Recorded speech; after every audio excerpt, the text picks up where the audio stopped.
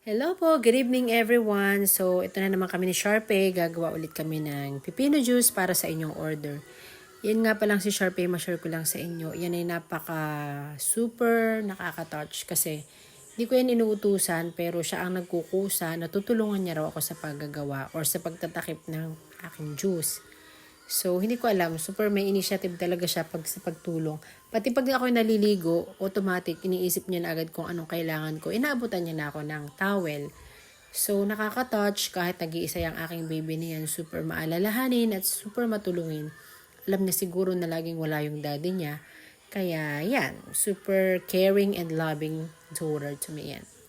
So, for today's ganap, kami ni Sharpay ay paspasan sa paggagawa ng pipino juice kasi may order ulit sa aming 30 bottles.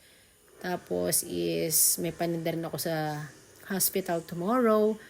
So, yun. Halos daily routine ko na to every time na sumisibig ako from work. Maglilinis lang ako ng bahay. Tas yan, gumagawa na agad ako ng juice.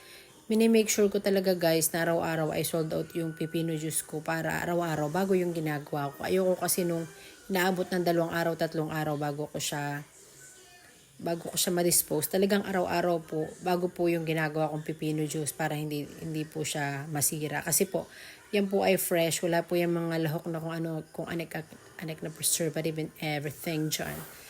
So, yan.